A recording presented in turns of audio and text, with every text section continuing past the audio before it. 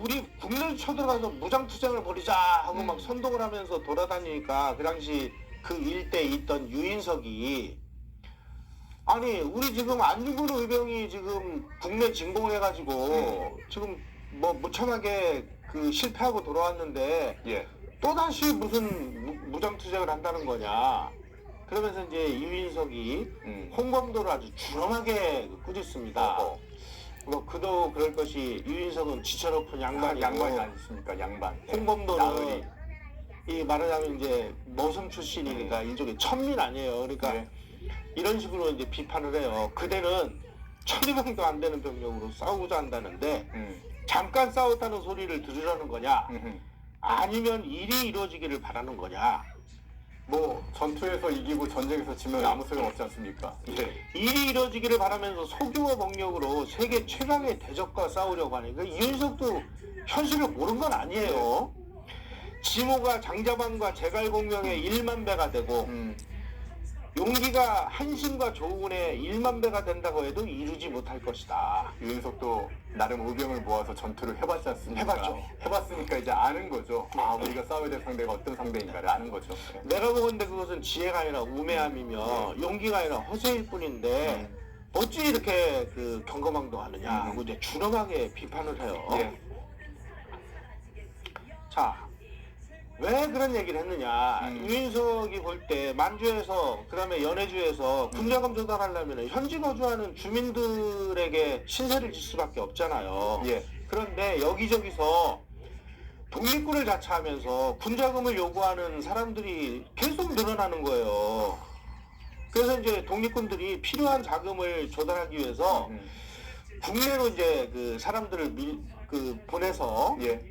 국내 부호를 대상으로 이제 강제 무금을 하는 과정에서 심각한 부작용이 일어났습니다. 어느 정도였길래 심각하다고 얘기를 하시는 건가요? 예, 말씀을 드릴게요. 예. 그 당시 이제 군정서라는 그 부대가 있었는데 군정서는 만주에 거주하는 교민의 재산 정도에 따라서 납세 형식으로 일정액을 세금처럼 걷어갔어요. 오른쪽이 이제 군자금 영수증입니다, 저게. 그런데 이제 뭐 여기서 뜯어가고 저기서 뜯어가니까 주민들도 이제 뭐 죽을 지경이죠. 예. 뭐 어려운 상황이니까 군자금이 제대로 이제 확보가 안 되니까 때로는 폭력 그리고 극단적인 방법을 동원해 가지고 한인 교민들을 괴롭히는 행위들이 나타나기 시작을 했어요. 아니, 돈 내는 사람들을 괴롭힌다고요? 돈을 안 내니까. 아니, 이 사람들도 먹고 살아야 되는 거 아닙니까?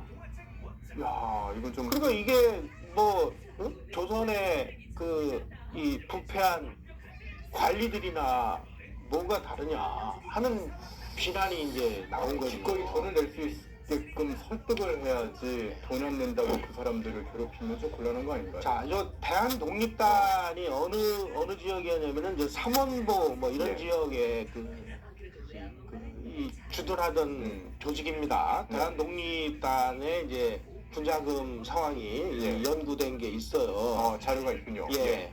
1919년 3월 말에 간도 유화현 삼원보에서 대한독립단이라는 이제 단체가 만들어집니다. 부호의 집 대상으로 군자금 모집을 했어요. 근데 1921년 10월에 독립단 단장 김희아가 워싱턴 군축회의가 끝나는 것과 동시에 조선에 진공한다는 명목으로 삼원도 일대 거주하는 한인들에게 매호마다 은 70전의 군자금을 강제 징수했습니다. 근데 찢어지게 가난한 한인 교민들이 이 은 70전을 도저히 이제 감당하지 못하니까 곳곳에서 저항이 일어났습니다.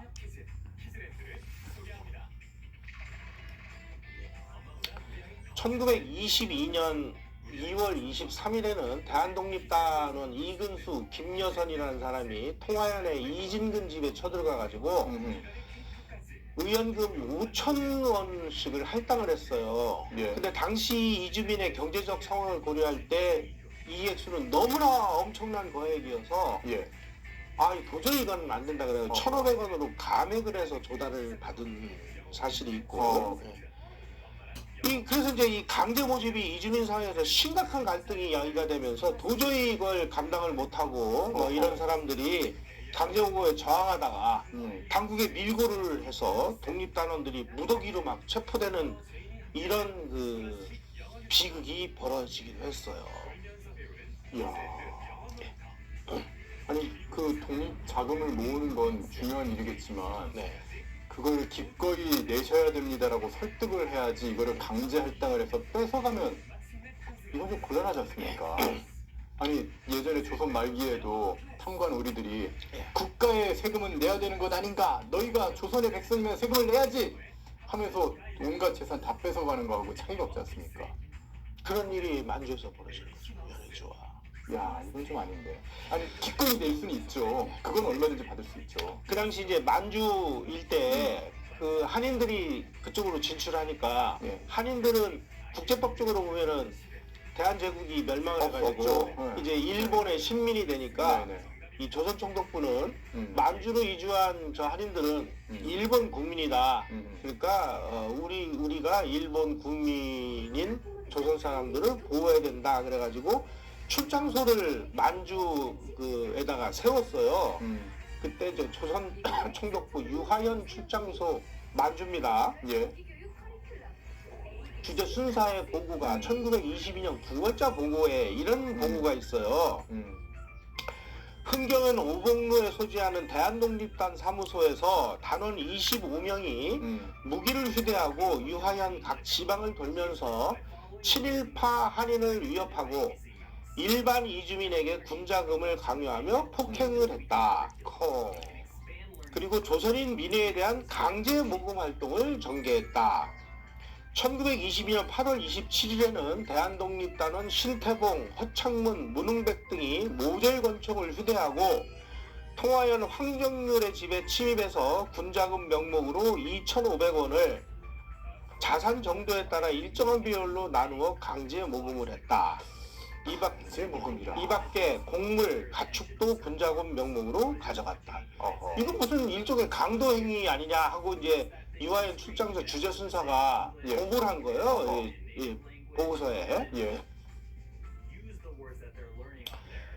아주 이 무장 독립운동을 표방한 한인교포를 등쳐먹는 대표적인 사건이 연해주 일대에서 독립단을 표방하다가 주민들에게 맞아 죽은 최용호 사건입니다.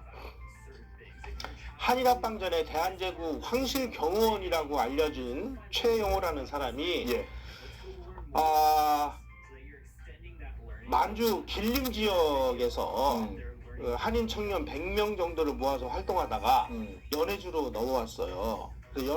연해주에 이제 그르베고프 일대 한인 마을을 돌면서 군자금 명목으로 금품을 갈취하고 주민들 너희들 일본 밀정이지 하고 잡아다가 죽이고 그리고 소지품을 약탈하고 하여간 뭐 못된 짓이란 못된 짓은 다 한 거예요. 아니 이걸 갖다가 차라리 뭐 만주 지역에 있을 만한 일본인 상인을 급습을 한다든가 뭐 그랬으면 그것도 민간인을 하는 거면 절대 안 되겠지만 어쨌든 그런 식으로 군자금을 마련하는 것도 아니고 같은 우리 동포지 않습니까? 한인들을 이런 식으로 괴롭히면 좀 곤란한 거 아닌가요? 중국 사람을 괴롭히면 중국 관원이 그렇구나. 중국 사람을 괴롭히면은 중국 관원들이 일본 사람을 건드리면 일본인들이 올 것이고 그렇다고 또 러시아 사람을 건드리자니 러시아 또 군대들이 출동할 것 같으니까 결국에는 힘없는 같은 동포를 돈 내놔라. 이건 좀 아닌데. 아주 극렬하게 괴롭히던 중에 주민들이 봉기를 일으켜가지고 최영호를 때려 죽이는 이런 사건도 벌어졌었습니다. 우리는 과연 이런 사실을 어떻게 해석해야 될 건지는 이제 지금 역사 자료 다 있고 지금 확인이 된 내용이지 않습니까? 논문으로도 있고 뭐 모든 역사 사료가 다 있는 거지 않습니까? 단지 우리나라 역사학자들이 자기 밥줄이 끊어질 것 같으니까 그걸 갖고 강의를 안 할 뿐이지. 이미 다 연구가 돼서 논문이나 이런데 뭐 저서나 이런데 다 나오는 얘기들이에요. 이런 얘기는 왜 우리 국사책에 나오질 않죠? 뭔가 뭘 이거나 얘기를 안 하는지. 홍범도는 아까 제가 머슴 집안 출신이라고 말씀드렸는데 네. 이 김좌진 장군은 명문가 집안 출신이에요. 그렇죠. 예, 예. 그래서 충남 홍성 예, 맞습니다.